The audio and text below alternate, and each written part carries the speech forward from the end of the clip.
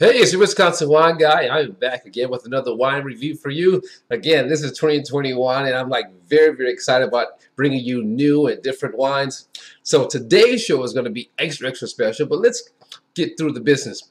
These are the wines that you can find on the shelves of your everyday liquor store, grocery store, and some wine shops. Very simple system for me. Let's cut through all the red tape. Thumbs up. I recommend this wine. You have to go get it. You have to give it a try. 3/4, you know what? I would bring this to a party. I would drink this at a party, and I most likely probably keep a few bottles on hand to share with my guests when visiting my home. Halfway, not so much for me, but you know what? It may be for you. Give it a try. Let us all know. Thumbs down, that's always an easy one. This wine just did not make it. And then also a new category, which very few wines hit this category, and that is a double thumbs up, meaning, you know what? This is just spiking on all levels for me. Double thumbs up, highly recommend, give it a try. So now, I'm super excited to bring this wine to you because, probably one of the most exciting things about wine tasting is not just tasting wine, but doing the research on the wine and the winery and the grapes, etc. So here's what my research uncovered for this wine. So today we're going to be reviewing the San Simeon Monterey Chardonnay 2017.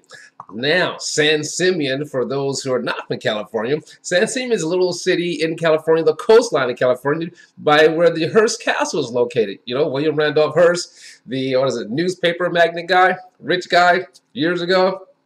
So the Hearst Castle, everyone knows the Hearst Castle. So that's where this is. They own quite a few vineyards in and around, up and down the coast of California. But here was the most interesting thing in that research. Let me get this name right here. The Riboli family, okay? The Riboli family. And I was thinking, where does that name come from? Because the winemaker's name, Anthony Riboli. I'm like, I know the name, Riboli. So I'm like, it sounds like a song, huh? So I did my research on it, and they're like, bam, there it is. Riboli family, that's the same family that produces some of the wines that I enjoy, and it's a very popular wine that a lot of you enjoy, Stella Rosa. Wow, my mind was blown because I had no idea that, because, when you look at wines, you look up the brand for the most part, the brand name or the name of the wine, and all of a sudden when you do deeper research, you find out more.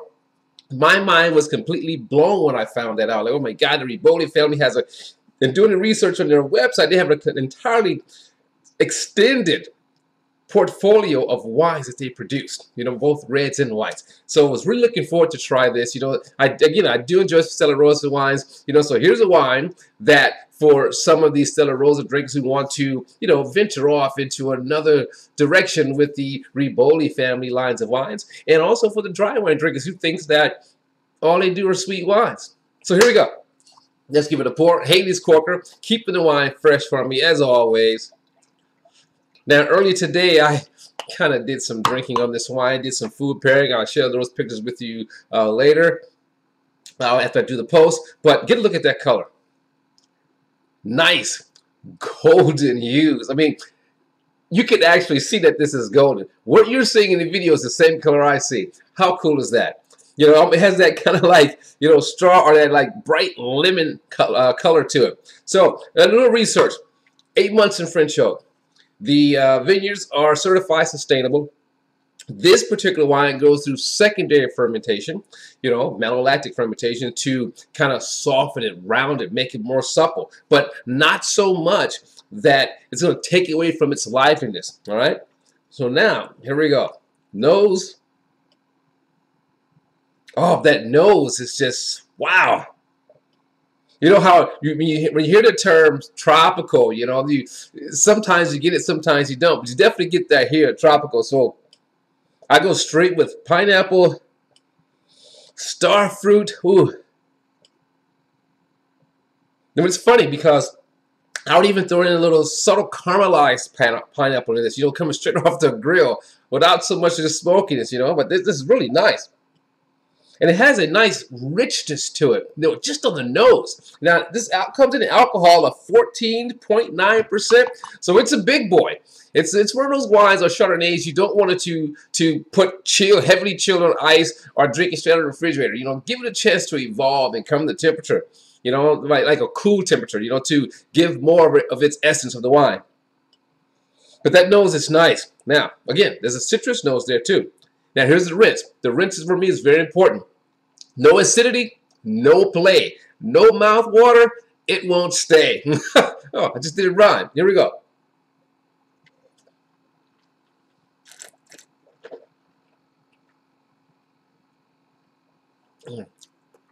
Wow.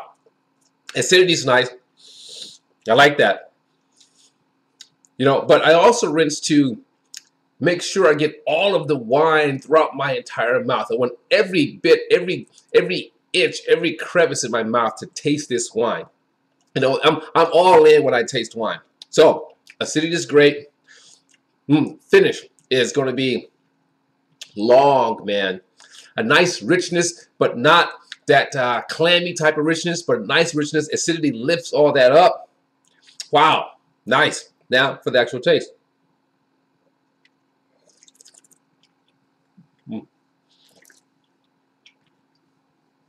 I mean, also with that nose and that taste, it's like that coastal breeze. Man, you know, it's like, you know, well, if you've never been in California, you don't know, but if you have been in California and driven the coast, or you're standing on the coast looking over the ocean, you know, and you take in the early mornings, you take in a deep breath of air, you get that nice coastal, you know, freshness in your mouth, on your nose. You definitely get that here. So it stays true. And that finish is just long, man. I mean, I'm still tasting it. Let me get back to the wine. You can see I'm enjoying this wine, right? Pineapple, starfruit, lemon notes, vanilla, kind of like a rich creaminess, but not over the top. Everything is very well balanced, you know, on my palate. I mean, I really enjoy this wine. It's a wine that I can definitely enjoy. Could definitely enjoy this with food. The 14.9 is an afterthought. You know, it just, again, it just provides that richness in the mouth. Ooh, so San Simeon by the Ribolo family, Chardonnay, 2017, out of Monterey. Double thumbs up for me. I mean, this is a throwback to old school Chardonnay, but subdued, you know, more elegant, you know. So, I mean, this is really nice. I mean, it's like you had a period in California Chardonnay where it's like, you know, over the top, oaky and buttery. Then it started coming out of that. It became California style. It started coming out of that. It gave the Chardonnays a little bit more finesse, but still brought all of that butteriness and oakiness together. They did it here, 2017. Double thumbs up. I highly recommend this if you're a Chardonnay drinker. If you're not a Chardonnay drinker, here's a good place to start. You know, you can find this in your stores. Wow, this is nice. So, San Simeon, the Ribolo family, I'm taking you beyond Stella Rosa with this family. Double thumbs up. The Wisconsin Wine Guy saying, as always, let your palate be the guide when selecting your wine. And I'll see you next time. I'm going to dive into this and eat some more food with it. Ciao.